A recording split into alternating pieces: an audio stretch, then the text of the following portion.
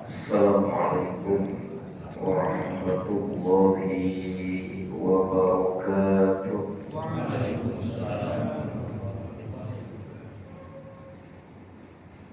Alhamdulillahi nahmaduhu wa nasta'inuhu wa nastaghfiruh wa na'udzu billahi min shururi anfusina wa sayyiati a'malina.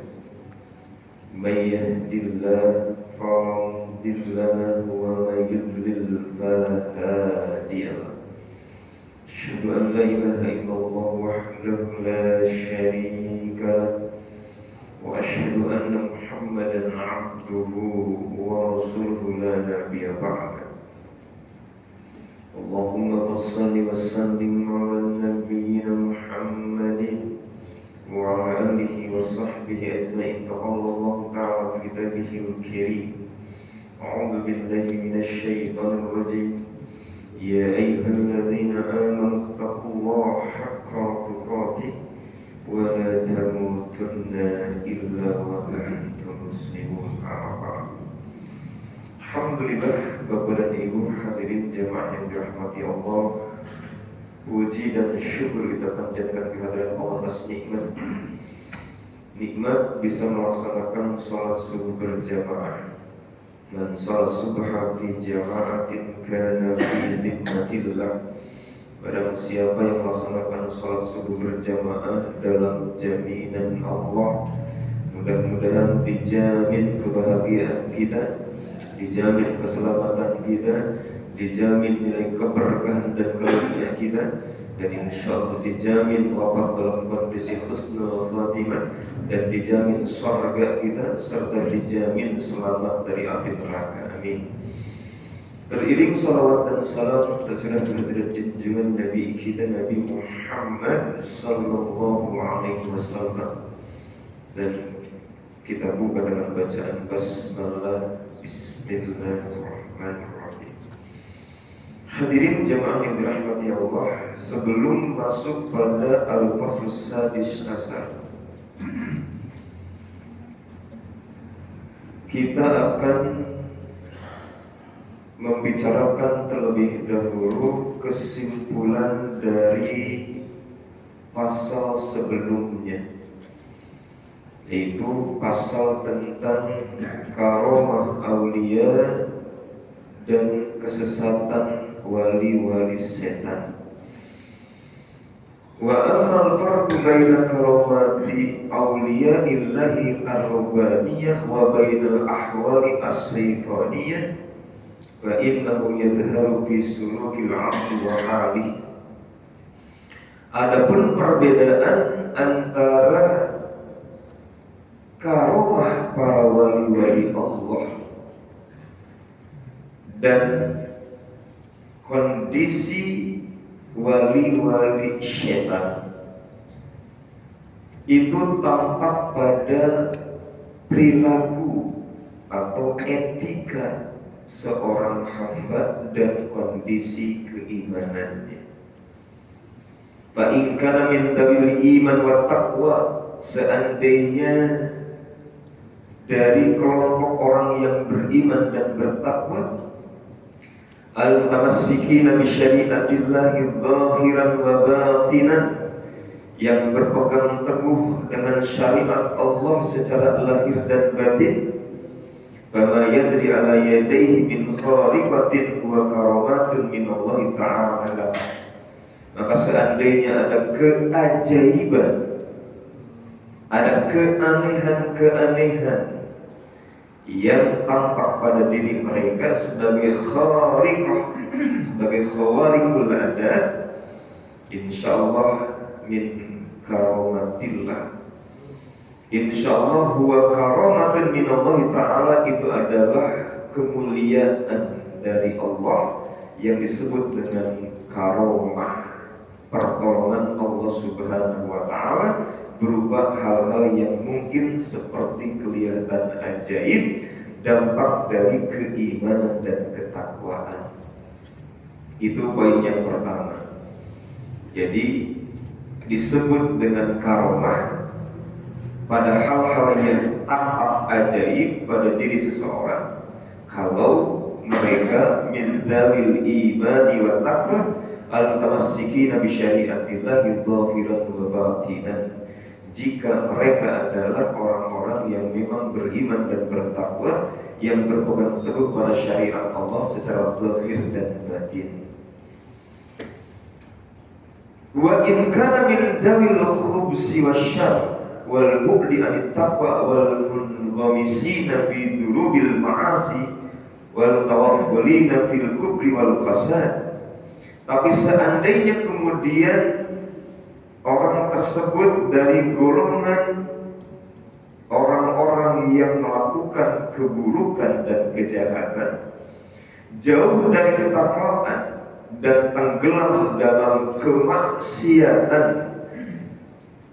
dan senantiasa melakukan tindakan kekufuran dan kerusakan, فَمَا يَجْرِي عَلَى يَدَيْهِ مِنْ خَارِقَةٍ إِنَّمَا هُوَ مِنْ جِنْسِ الْإِسْتِدْرَاجِ أَوْ خِدْمَةِ أَوْلِيَائِهِ مِنَ الشَّيَاطِينِ لَهُ. Maka apapun yang tampak pada diri mereka dari keajaiban hidup, dari keanehan-keanehan yang tidak masuk akal, itu masuk pada jenis istidraj atau sihir. Jadi cara Allah untuk memperdaya mereka. Au min himmati awliyaihi minasyayatin, atau bagian dari bantuan wali-wali mereka dari kalangan syaitan, wa musa'adatihim iyah, dan itu merupakan bagian pertolongan dari syaitan kepada mereka, atau yang disebut dengan sihir tadi. Jadi jangan terperdaya dengan keajaiban-keajaiban yang tampak pada diri seseorang, karena sekalipun kemudian datang dari Allah, orang yang beriman dan bertakwa tidak akan kemudian berbangga dengan keajaiban-keajaiban.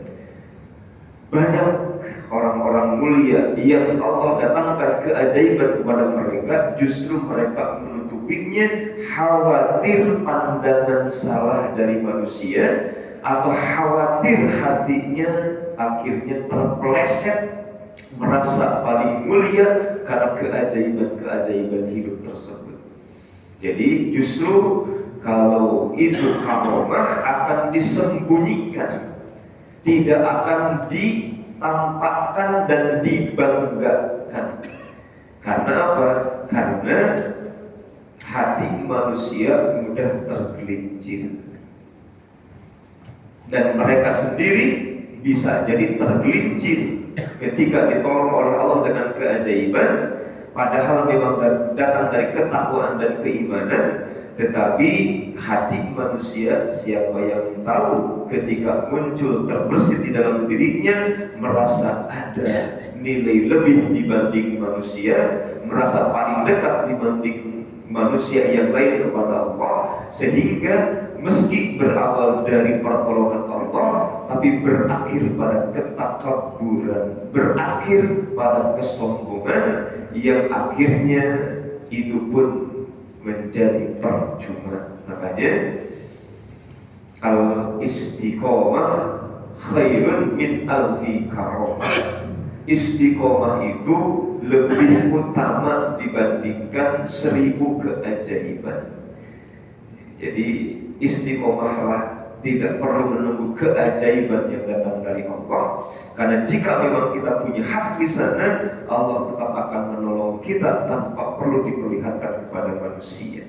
Sebagaimana wali-wali setan dari kalangan manusia biasanya berbangga dengan keajaiban, lalu kemudian menyebarluaskan informasi keajaiban tersebut karena bisa mendatangkan cuan, bisa mendatangkan keuntungan, bisa memperdaya manusia, sehingga manusia akhirnya tertarik dengan kondisi hidup mereka, lalu akhirnya timbullah transaksi keuntungan dunia yang datang dari keajaiban yang dimurka oleh Allah, karena berasal dari hikmah awliyaihi minasyayatin, kerjasama antara dirinya dengan setan dari golongan jin, atau bagian dari cara Allah memperdaya dirinya tapi dia tidak menyadari, sehingga akhirnya keajaiban hidup membuat dia tambah jauh dari Allah Subhanahu wa Ta'ala.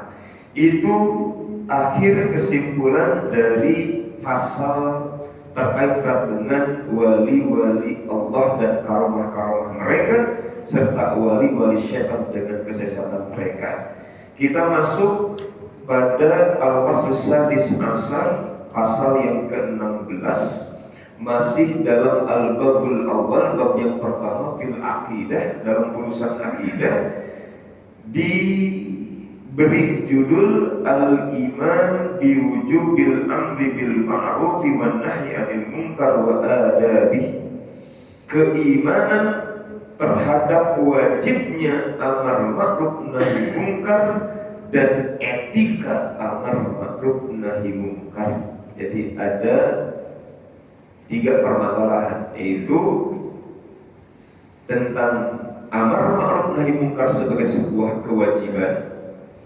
Lalu kemudian ada 2 sisi dalam agama kita, yaitu sisi ma'ruf yang harus disebarluaskan dan sisi kemungkaran yang harus dicegah. Kemudian yang ketiga adalah etika amar ma'ruf nahi munkar. Baik, yang pertama tentang biwujubil amri bil ma'ruf wan nahyi 'anil munkar, tentang dasar-dasar kenapa amar ma'ruf nahi munkar harus diimani sebagai bagian dari kewajiban, harus diyakini sebagai bagian dari tugas dan wewenang yang Allah berikan di pundak kita sebagai mukallaf, orang-orang yang punya beban tanggung jawab syariat. Yu'minul muslim biwajibil amri bil ma'ruf wan nahyi 'anil munkar ala kulli muslim mukallaf qadirin aliman bil ma'ruf wa ra'ahu matrukan aw alima bil munkar wa ra'ahu murtakaban. Sebagai muslim kita harus mengimani bahwa ada kewajiban melakukan amar ma'ruf nahi munkar yang dibebankan kepada setiap muslim. Jadi dibebankan kepada setiap pribadi muslim mukallaf yang sudah sampai pada kondisi mukallaf, yaitu akil balik, di mana sudah mengerti hak dan tanggung jawab, dan dia disebut mukallaf karena punya kewajiban melaksanakan syariat. Qadirin, di mana dia pun punya kemampuan untuk itu. Makanya nanti kemampuannya bertingkat-tingkat, disesuaikan dengan kondisi yang bersangkutan. Jadi kewajibannya diberikan kepada setiap individu kita, cuma dengan kemampuan-kemampuan yang berbeda. Tidak semua amar ma'ruf nahi munkarnya bersifat verbal seperti ini. Tidak semua kemudian amar ma'ruf nahi munkarnya cuma cukup di dalam hati dengan doa. Nanti tergantung pada qadirin, kemampuan yang dimiliki. Dia spesifiknya dalam kondisi seperti apa untuk bisa melaksanakan kewajiban tersebut. Alima bil ma'ruf, dan dia pun paham tentang apa itu yang disebut dengan ma'ruf. Jangan sampai dia menyebarluaskan yang ma'ruf, tetapi ternyata yang ma'ruf tersebut justru sesuatu yang matrukan, harusnya dijauhi. Karena apa? Karena ternyata di zaman di mana subhat merajalela, kemaksiatan ada yang sifatnya syahwat, ada yang sifatnya subhat.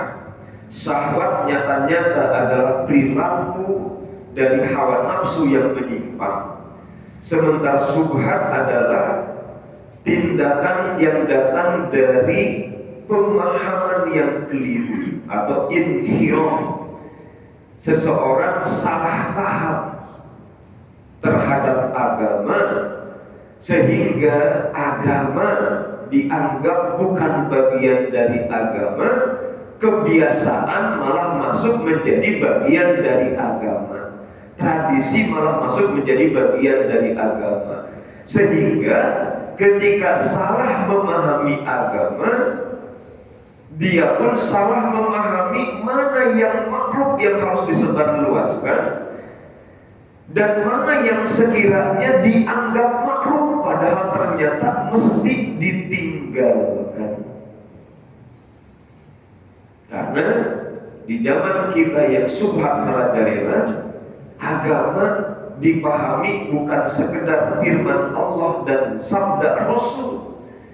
Kadang pemikiran manusia pun sudah masuk dalam ranah agama tanpa dikritisi, betulkah dia sesuai dengan agama atau ternyata tidak. Atau kadang-kadang orang terjebak pada pendapat seseorang sehingga taklid buta dan tidak mengkritisi bahwa pendapat seseorang tersebut ternyata ada sisi kelirunya. Makanya Syekh Abdullah bin Baz berkata, "Fadinuka qala Allah qala Rasul la bi ra'yi wa la bi qaul fulan." Agamamu itu qala Allah, firman Allah, wa qala Rasul dan sabda Rasulullah, la bi ra'yi, tidak semata-mata pendapat dari pikiranmu, tidak semata-mata hasil rekayasa dari akalmu, wala biqaul fulan, juga bukan karena pendapat seseorang, karena pendapat seseorang andai tidak selaras banyak kelirunya dan kalau diikuti bisa menjadi taklid buta, mengikuti tanpa arahan. Jadi amar ma'ruf nahi mungkar dalam petikan kalimat yang disampaikan oleh Syekh Abu Bakar Jamil Al-Jazairi ini, selain dia menjadi sebuah kewajiban yang harus diyakini, dia pun menjadi kewajiban yang sifatnya meliputi setiap individu dengan catatan dia mukallaf, memang sudah terkena hukum taklif. Hukum syariat membebaninya dengan kewajiban tersebut karena sudah akil balik. Dia pun harus qadir, punya kemampuan, dan alimah, dia juga harus punya yang disebut dengan pengetahuan mana itu yang disebut dengan ma'ruf dan mana alimah bil munkar, mana itu yang disebut dengan kemungkaran. Karena bisa jadi ada kemungkaran yang dianggap ma'ruf. Jadi kalau ada sesuatu yang makruh dianggap mungkar, bisa juga ada kemungkaran yang dianggap makruh karena kesalahpahaman dalam memahami agama atau karena derasnya arus subhat, derasnya arus pemahaman yang samar terhadap agama. Ya, subhat itu dalam bahasa tegasnya bid'ah. Jadi bahasa subhat dalam bahasa tegas itu disebut dengan bid'ah. Sesuatu yang sebenarnya bukan bagian dari agama, hasil rekayasa akal manusia, hasil kebiasaan dari nenek moyang, hasil dari imajinasi seseorang dalam beragama, lalu kemudian berubah menjadi inti nilai beragama yang akhirnya memasyarakat dan sulit untuk dihapuskan saking sudah melekat erat selama beratus tahun. Dan kita punya problem di sana. Ada banyak amal soleh yang dianggap bagian dari amal soleh. Mungkin bukan amal soleh, ada banyak nilai keagamaan yang dianggap bagian dari amal soleh, tapi dalam kacamata agama salah. Sebagaimana ada banyak yang sebenarnya sunnah, tapi karena tidak dipahami sebagai bagian dari sunnah dan bertolak belakang dengan syahwat kita, dan kita sudah tercemar pemahaman agama dengan syubhat, sunnah-sunnah itu lalu kemudian dianggap sesuatu yang aneh dan baru, yang kemudian harus disingkirkan karena bisa mengubah arah kebiasaan dalam beragama yang berlaku hari ini di masyarakat. Wa qadaru al-amri awil tagir biyadi aw lisani, dan dia punya kemampuan untuk merubah baik dengan tangannya ataupun kemudian dengan lisannya. Jadi menegaskan tentang qadir yang sebelumnya, harus ada kemampuan. Makanya karena harus ada kemampuan kita nanti bisa kita lihat di dalam hadis, ternyata tidak seragam, bertingkat-tingkat, maka amar ma'ruf nahi munkar kita bisa berbeda-beda tergantung kepada siapa individu yang melakukannya. Wa annahu min a'zamil wajibat ad-diniyah ba'dal iman billahi ta'ala, dan amar ma'ruf nahi munkar adalah kewajiban agama yang paling agung setelah iman kepada Allah. Sekali lagi, dan amar ma'ruf nahi munkar adalah kewajiban agama yang paling agung setelah iman kepada Allah. Idz dzakarallahu ta'ala fi kitabihil aziz maqrunan bil iman bihi azza wa jalla, sebagaimana Allah menyebutkan amar ma'ruf nahi munkar di dalam Al-Qur'an dikaitkan dengan iman kepada dirinya azza wa jalla. Faqala ta'ala, Allah berfirman sebagai dasar dari apa yang disampaikan, yaitu amar ma'ruf nahi munkar adalah kewajiban yang paling agung setelah iman. Allah berfirman dalam Ali Imran ayat 11, kuntum khaira ummatin ukhrijat lin-nasi ta'muruna bil ma'ruf wa tanhauna 'anil munkari wa tu'minuna billah. Jadi wa tu'minuna billah itu yang disebut dengan ba'dal iman billah. Nah, lalu kemudian a'zamul wajibat ad-diniyah, kewajiban yang agung dalam agama, karena sebelumnya disampaikan kalimat kuntum khairu ummatin ukhrijat lin-nas ta'muruna bil ma'ruf wa tanhauna 'anil munkar. Kuntum, kalian adalah khairu ummah, umat yang terbaik yang dikeluarkan untuk manusia. Kenapa menjadi umat yang terbaik? Ta'muruna bil ma'ruf, karena kalian melaksanakan amar ma'ruf, wa tanhauna 'anil munkar, dan mencegah kemungkaran, wa tu'minuna billah, dan kalian beriman kepada Allah. Inilah dalil kenapa annahu min a'zamil wajibat ad-diniyah ba'dal iman billah, kewajiban yang paling agung setelah iman kepada Allah Subhanahu wa taala, karena Allah menyebutkan keimanan terhadap dirinya di dalam Al-Qur'an dikaitkan dengan amar ma'ruf nahi munkar sebagai sebuah kewajiban, yang dengan kewajiban tersebut kita akan mendapatkan predikat sebagai umat yang terbaik yang ditujukan untuk merubah umat manusia. Jadi ada misi yang luar biasa dari diri kita, yaitu agar mengeluarkan manusia dari zulumat ila nur, dari kegelapan jahiliyah sehingga mengenal Islam, dan itu konsepnya dengan amar ma'ruf nahi munkar, secara umum disebut dengan dakwah. Al-adillatun naqliyah, dalil-dalil yang ada di dalam Al-Quran terkait dengan amar ma'ruf nahi munkar. Masih Ali Imran ayat 104, wal takum minkum ummatun yad'una ilal khair wa ya'muruna bil ma'ruf wa yanhauna 'anil munkar wa ulaika humul muflihun. Hendaklah ada dari kalian satu kelompok manusia yad'una yang berkonsentrasi untuk mengajak manusia ilal khair agar mengenal kebaikan, wa ya'muruna bil ma'ruf wa yanhauna 'anil munkar, menegakkan amar ma'ruf dan mencegah kemungkaran, wa ulaika humul muflihun, dan merekalah orang-orang yang muflih. Falah itu bisa sukses, beruntung, bisa kejayaan, kemenangan, dan hal-hal yang semakna. Dan itu panggilan di dalam sholat, hayya 'alal falah.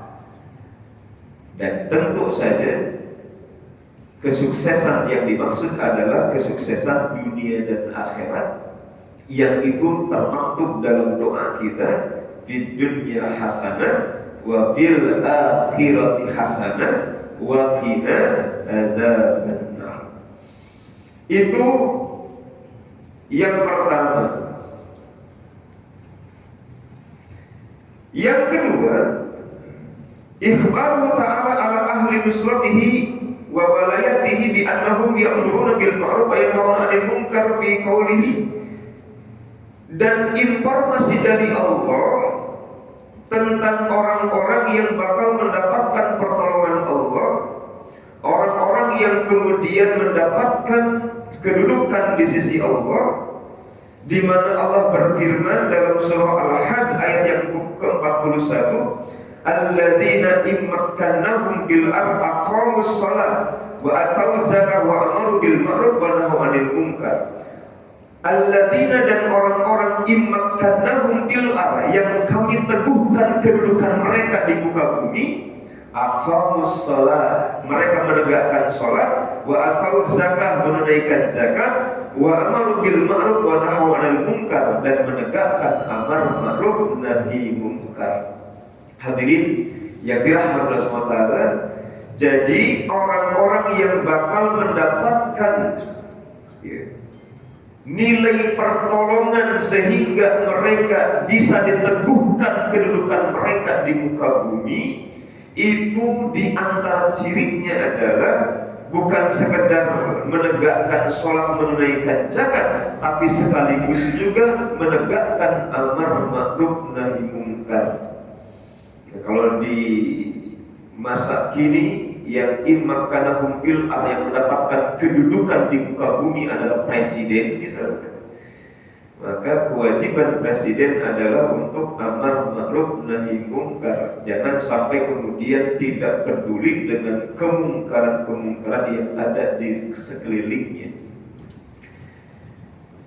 Karena pernah kami punya pengalaman, mungkin kami nggak sebutkan wilayahnya, khawatir kalau sudah di upload itu akan menjadi sesuatu yang menyinggung orang. Sekitar 1 bulan yang lalu di wilayah kami bertemu dengan Bapak Camat karena memang kami sowan ke kantor beliau menyampaikan kondisi-kondisi yang ada di masyarakat, dan kebetulan di wilayah kami ada kantong-kantong kemaksiatan, Pak. Jadi ada KP-KP yang sebenarnya adalah warung remang-remang gitu. Dan setiap malam itu ada yang disebut dengan sonkhorek kalau di Jawa, suara musik gedebak-gedebuk tiap malam itu, terutama malam Sabtu, malam Ahad ya. Sabtu Ahad lah itu. Sabtu Ahad berarti malam Ahad, malam Senin, Sabtu Ahad. Ada sekitar 100 meter bahkan lebih kayaknya, menggunakan space jalan untuk berbagai macam sound yang gede-gede. Kalau kemudian di situ ya ada yang mungkin judi, prostitusi dan lain sebagainya. Dan KP-KP-nya juga sebenarnya sudah diketahui oleh aparat dan kami sampaikan tolong untuk kemudian bisa ditindaklanjuti. Karena apa?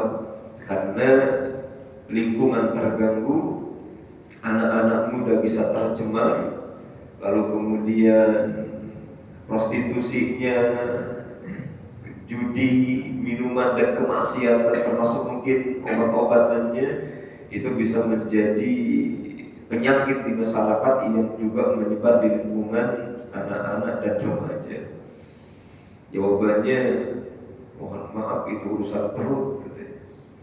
Agak susah kami membicarakannya karena kalau sudah urusan perut, ya, berarti kita harus mencari solusi urusan perut mereka dengan cara apa? Mencari alternatif nafkah dan pekerjaan mereka.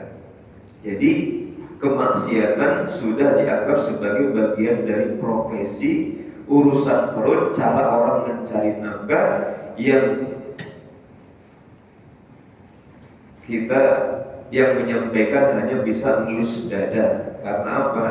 Karena kalau itu terjadi di lingkungannya, lalu kemudian yang terjangkit adalah anak-anaknya, yang kemudian tergoda oleh kemaksiatan adalah keluarganya, mungkin baru dia merasa betapa penyakit seperti ini lebih hebat dibandingkan COVID-19.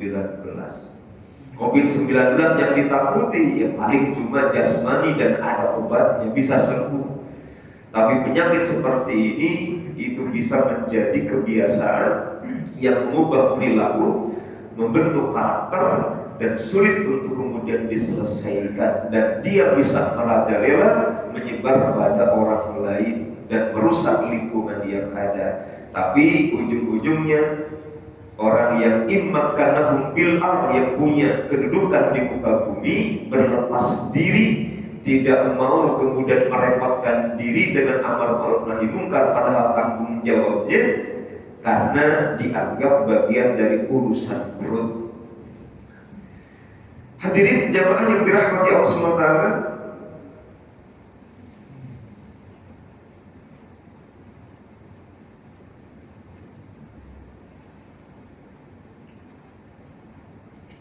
ini surah sangat penting, Al-Maidah ayat yang ke-78-79.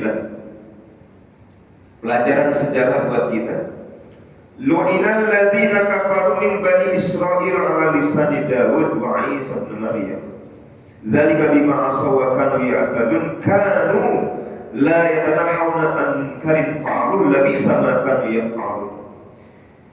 Dilaknati orang-orang kafir dari Bani Israel langsung atas lisan nabi mereka, Nabi Daud dan Nabi Isa. Bani Israel sebagiannya dilaknati oleh Allah, dan laknat itu diantaranya datang dari ucapan nabi-nabi mereka sendiri. Contohnya adalah Nabi Daud dan Nabi Isa. Kenapa mereka dilaknati oleh Allah, bahkan nabi mereka berlepas diri?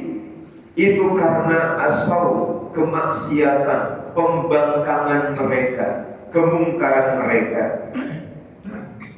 Wa kanu ya'tadun, dan mereka berlebihan, melampaui batas karena merubah-rubah agama, merubah-rubah kalam Allah. Yuharibunal qaul an mawadhihi, mereka merubah-rubah kitab Allah, menghalalkan yang haram, ya, menghalalkan yang haram dan mengharamkan yang halal.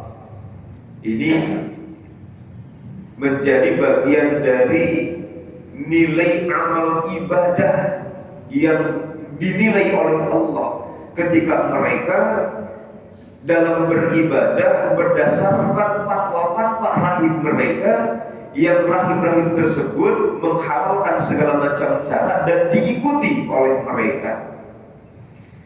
Ittakhadu ahbarahum wa ruhbanahum arbabam min dunillah, mereka menjadikan pendeta dan para rahib sebagai Tuhan-Tuhan selain Allah. Adi bin Hatim, seorang sahabat mantan Nasrani, sedikit mengkritisi terhadap ayat tersebut. Kami dulu ya Rasulullah tidak pernah mengibadahi para rahib, tidak pernah mengibadahi para pendeta, tidak pernah sujud di hadapan mereka.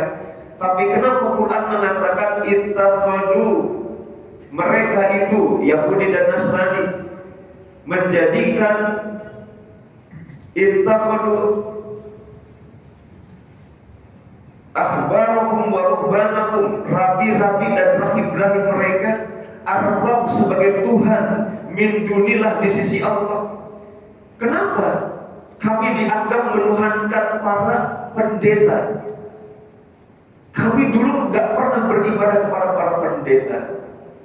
Maka terhadap protes Adi bin Hatim yang memang mantan Nasrani menjadi sahabat, Rasul bertanya, apakah para pendeta itu menghalalkan yang haram dan mengharamkan yang halal, lalu kemudian kalian ikuti? Oh, kalau begitu iya.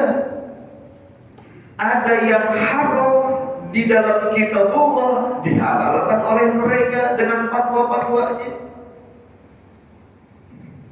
Halal tapi diharamkan.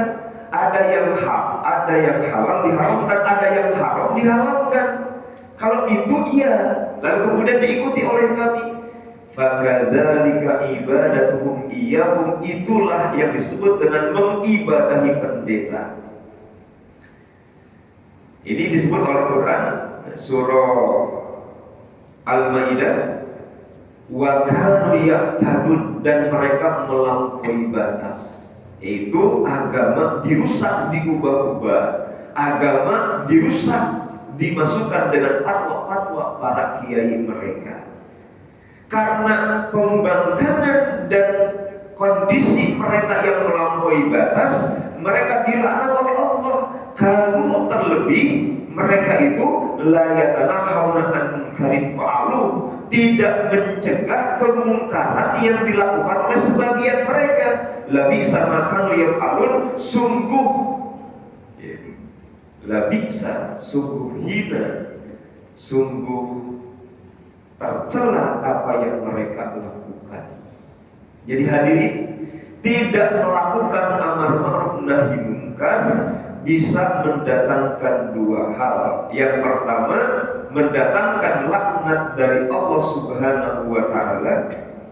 Yang kedua, bisa masuk pada ranah kafaru, mengingkari Allah dan syariatnya, sehingga akhirnya itu bisa mendatangkan kehancuran kita. Karena seandainya dilaknat oleh Allah, berarti Allah mendatangkan murkanya.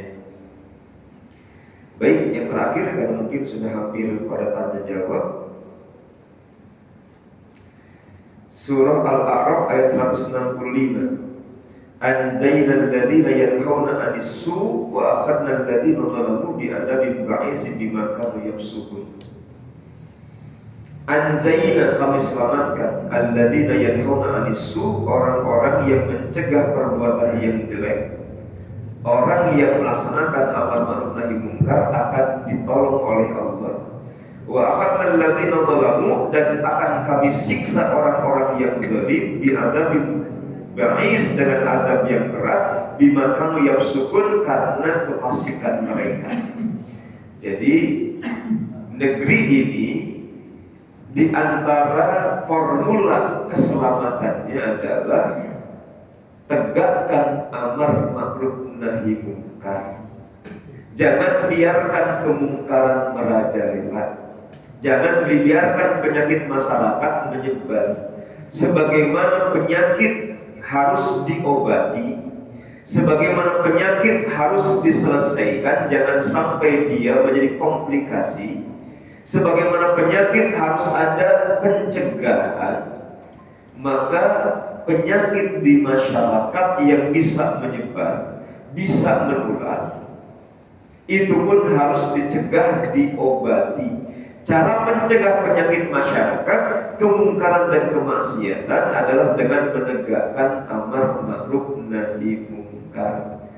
Maka barang siapa yang kemudian menegakkan amar ma'ruf nahi munkar akan diselamatkan. Berarti semua kemungkaran yang ada di negeri ini, yuk sama-sama kita berkonsentrasi untuk mencegahnya, menghabiskannya, dan kemudian menyadarkan pelaku-pelakunya. Maka insya Allah negeri ini selamat. Tapi jika tidak, maka kemaksiatan akan seperti penyakit yang tidak punya obat, yang itu mengakibatkan akhadnal ladzina zalamu, kami siksa orang-orang yang zalim. Karena tingkah laku perbuatan mereka sendiri, bukan karena Allah hendak menyiksa mereka. Atau dalam bahasa yang lain, walakin kadzabu fa akhadnahum bima kanu yaksibun. Kami akan ambil mereka atau akan kami siksa mereka sesuai dengan amal perbuatan mereka. Maka sebelum kemudian datang siksa Allah, obati negeri ini dari kemaksiatan dengan menegakkan amar ma'ruf nahi munkar, meskipun memang berat. Kenapa?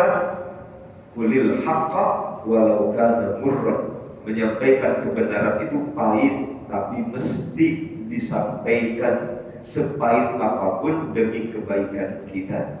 Anak kita sakit, obat pahit, kita paksakan agar dia minum meski menangis karena kita ingin dia sembuh. Itulah kondisi negeri kita. Seperti itu pula cara menanganinya, yaitu obat dari penyakit masyarakat amar ma'ruf nahi munkar. Itu dulu mungkin, karena sebenarnya masih panjang. Dan yang paling utama adalah ketika kita akan membahas etika amar ma'ruf nahi munkar, tapi di lain kesempatan. Baik Bapak Ibu, silakan kalau ada pembahasan. Assalamualaikum warahmatullahi wabarakatuh. Waalaikumsalam warahmatullahi wabarakatuh. Zaman sekarang ini ada zikir yang gerakannya berlebihan. Nah, ini termasuk hal-hal yang dibolehkan atau memang diharuskan. Terima kasih. Assalamualaikum warahmatullahi wabarakatuh. Waalaikumsalam warahmatullahi wabarakatuh. Fadkurullaha dzikran katsiran. Ingatlah Allah dengan zikir yang banyak. Jadi banyak-banyaklah zikir mengingat Allah. Tapi terkadang kita merasa aneh dengan zikir-zikir yang ganjil, zikir-zikir yang ternyata berlebihan. Nah, ini yang disebut dengan subhat, Pak. Di satu sisi ada perintah agar kita berzikir sebanyak-banyak kemampuan kita. Bahkan dalam kondisi apapun, karena Rasul itu yadhkurullah fi kulli ahyani. Rasul itu mengingat Allah, berzikir kepada Allah di semua kondisi. Mau lagi duduk, berbaring, lagi aktivitas. Bahkan para ulama mengatakan Rasul tidak pernah lalai kepada Allah hatta di WC. Makanya meski di WC tidak boleh melafalkan kalimat-kalimat zikir, tapi tidak disalahkan kalau mengingatnya di hati. Zikirnya ada di hati, berdasar pada yadhkurullah fi kulli ahyan tadi. Rasul berzikir di semua kondisi dan keadaan. Berarti dalam kondisi di tempat-tempat yang penuh dengan najis pun Rasul tetap ingat sama Allah. Dalam arti hatinya tetap berpegang kepada zikir, atau dalam pengertian dimanapun beliau berada, beliau tetap berdasarkan syariat tindak tanduk perbuatannya. Tapi di sisi yang lain kok ada yang ganjil-ganjil, bahkan kemudian dihitung secara berlebihan sampai 500.000. Ada satu kisah kepada hadirin di zaman sahabat, yaitu sahabat Abdullah bin Mas'ud yang kedatangan Abu Musa al-Asy'ari ke rumahnya. Abu Musa al-Ash'ari kebetulan terlebih dahulu datang ke masjid dibandingkan Abdullah bin Mas'ud. Di masjid beliau menemukan halakoh. Halakoh itu berarti orang yang duduk melingkar seperti bapak ini, halakoh namanya. Lalu kemudian halakoh tersebut melakukan satu hal yang membuat Abu Musa al-Ash'ari bimbang. Di satu sisi ada baiknya, di sisi yang lain kok ganjil. Makanya masuk syubhat. Di satu sisi baik, di satu sisi ganjil. Abu Musa al-Ash'ari gak bisa menyimpulkan apa ini. Kok di dalam diriku ada rasa di mana ini baik sebenarnya, tapi di sisi yang lain kok ada ganjil yang membuat dia merasa kalau kemudian dia ngomong kayak salah, tapi nggak ngomong juga salah. Ini yang mengakibatkan kita bisa melihat sahabat berbeda-beda dalam tingkat pemahaman. Maka karena beliau melihat ada hal yang membuat dirinya perlu bertanya, beliau akhirnya keluar dari masjid menuju rumah Abdullah bin Mas'ud. Lalu kemudian Abdullah bin Mas'ud nanya, ada apa? Diceritakan. Abdullah bin Mas'ud ketika mendengar cerita Abu Musa al-Ash'ari langsung tensinya naik. Karena apa? Pemahaman beliau lebih faqih dibanding Abu Musa kalau dalam hal ini. Beliau lebih peka dibanding Abu Musa dalam hal ini. Karena memang salah satu ulama sahabat yang ahlul Qur'an, ya ahli Quran, itu adalah Abdullah bin Mas'ud. Bahkan bacaan Quran beliau itu sering didendangkan untuk didengar oleh Rasulullah. Baca Quran, aku membaca kepada engkau yang engkau dapat Quran itu sendiri. Baca. Saking apa? Saking suara, keindahan dan pemahaman Abdullah terhadap Quran luar biasa. Rasul sendiri ingin selalu dengar ucapan Abdullah bin Mas'ud ketika membaca Al-Quran. Bergegas Pak. Kalau Abu Musa al-Ash'ari bimbang, kalau Abdullah langsung bergegas. Lalu beliau berkata, kalian ini hidup di zaman di mana baju Rasul aja belum kering. Lalu kemudian perkakas beliau, piringnya kah, gelasnya belum pecah, keluarga beliau masih ada,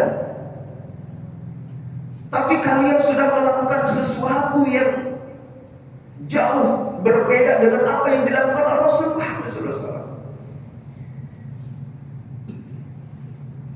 Dia berkata, udus sayyiatikum, kalau mau dihitung, hitung dosamu, jangan ngitung-ngitung. Jadi kelompok itu Pak, jadi berhalaqah itu dipimpin oleh seseorang sambil kemudian berkata, halilu mi'ah, tahlil 100 kali. Dari kanan ada kerikil, dipindahkan la ilaha illallah, la ilaha illallah. Begitu, la ilaha illallah. Setelah itu kabiru mi'ah, takbir 100 kali. La Allahu akbar, Allahu akbar. Kayak begitu. Kalau mau dihitung, kata beliau, hitung dosamu, jangan hitung amalmu. Ya, mereka membantah. Ini tujuannya baik, nunggu sholat daripada bengong, ujung-ujungnya ada yang ngantuk, nyender, lalu kemudian tidur. Kalau zikir, ada yang zikir, ada yang tidak. Mending kami komando dalam satu halaqah, mending kami kemudian pimpin dalam satu halaqah, lalu kemudian kami komando halilu mi'ah, kabiru mi'ah, sabihu mi'ah. Maka beliau berkata, wa kam min muridin lil khair lam yusibhu. Berapa banyak orang yang punya tujuan baik, nggak nyampe pada kebaikan karena caranya salah. Seolah-olah jangan sekedar punya niatan baik. Lihat contoh dari sunnah Rasulullah. Wa kam min muridin lil khair, berapa banyak orang yang niatnya baik, lam yusibhum, enggak nyampe pada kebaikan karena melampaui batas dari apa yang disampaikan Rasul Muhammad sallallahu alaihi wasallam. Lalu beliau berkata,